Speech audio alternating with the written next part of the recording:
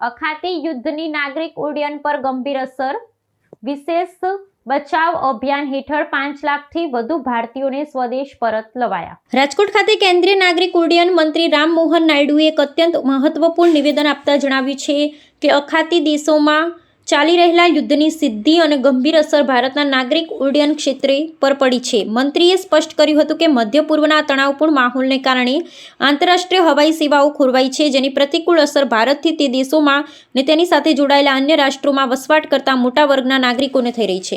વધુ વિગતો આપતા કેન્દ્રીય મંત્રીએ ઉમેર્યું હતું કે અખાતી રાષ્ટ્રોનું હવાઈ ક્ષેત્ર સંપૂર્ણપણે બંધ થવાને કારણે વિમાનોની અવરજવરમાં ભારે મુશ્કેલીઓ ઊભી થઈ છે, જેના નિવારણ માટે ભારત સરકાર હાલમાં અન્ય દેશના વૈકલ્પિક આકાશી માર્ગો મેળવવા માટે સઘન પ્રયાસો કરી રહી છે।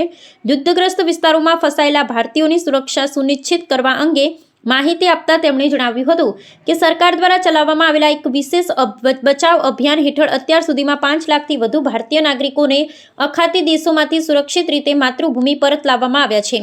આ ઉપરાંત અમદાવાદ ખાતે 9 મહિના પૂર્વે સર્જાયેલી વિમાન દુર્ઘટના સંદર્ભે પણ કેન્દ્રીય મંત્રીએ અદ્યતન માહિતી પૂરી પાડી હતી। તેમણે આશ્વાસન આપતા કહ્યું હતું કે સમગ્ર ગોઝારી ઘટનાની ઉચ્ચ સ્તરીય અને યોગ્ય દિશામાં તપાસ ચાલી રહી છે। તપાસ પ્રક્રિયા હવે અંતિમ તબક્કામાં હોવાથી આગામી ટૂંક સમયમાં જ આ દુર્ઘટના પાછળના વાસ્તવિક કારણો ઉજાગર करतो सत्तावार अहवाल जाहिर કરવામાં આવશે તેવી ખાતરી તેમણે ઉચ્ચારી હતી। मीडिया के मेरे मित्रों को नमस्कार। आज मेरे लिए बहुत खुशी की बात है कि राजकोट एयरपोर्ट से કેમ નથી જોઈ લે અહીંયાથી બરાબર છે। Hello done hello roll sir roll very good ठीक है शुरू करें। आज मुझे बहुत अच्छा लग रहा है राजकोट एयरपोर्ट से देश के कोने कोनों एयरपोर्ट से हम जुड़े और करीब 57 एयरपोर्ट में यात्रियों के संबंध में बहुत सारे ऐसे अन्य कार्यक्रम यहाँ से हमने उद्घाटन किया।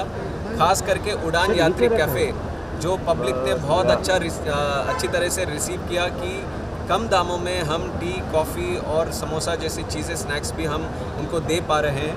उसको अभी तक 13 एयरपोर्ट में थे, आज 11 नए एयरपोर्ट में हमने उड़ान यात्री कैफ़े खोला और राजकोट में भी हमने खोला, तो 24 वो हो गए। और उसके बाद फ्लाइब्रेरी, किड्स प्ले जोन और अन्य तरह के पैसेंजर के लिए इम्यूनिटीज़, डिजी यात्रा सिस्टम्स, ये बहुत सारे एयरपोर्ट्स में। और ख़ास करके wifi facility, free wifi facility हमारे सारे एयरपोर्ट अथॉरिटी ऑफ इंडिया के एयरपोर्ट्स में देने का हमने एक विज़न रखा था। उसमें से 50 एयरपोर्ट्स आज हमने पूरे कर लिए हैं।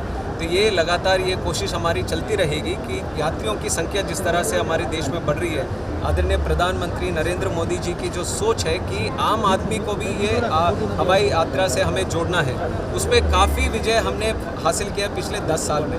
और उसको नए स्केल पे अभी आगे बढ़ाने के लिए 29,000 करोड़ का उड़ान का मॉडिफाइड स्कीम भी हमारे कैबिनेट का अप्रूवल मिल गया है, जिसका लाभ भी आम नागरिक को मिलने वाला है।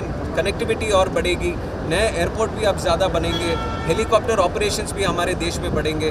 तो हमारा संकल्प एक ही है कि विकसित भारत 2047 में सिविल एविएशन का एक बहुत बड़ा भूमिका जो है उसको पूरी तरह हम निभाएं। और आजकल देखेंगे तो आप छोटे छोटे शहरों में टियर 2 टियर 3 सिटीज़ में भी एविएशन का डिमांड बढ़ गया है। लोग चाहते हैं कि कनेक्टिविटी वहाँ से बढ़े, जहाँ पे एयरपोर्ट नहीं है लोग चाहते हैं कि वहाँ एयरपोर्ट भी बढ़े।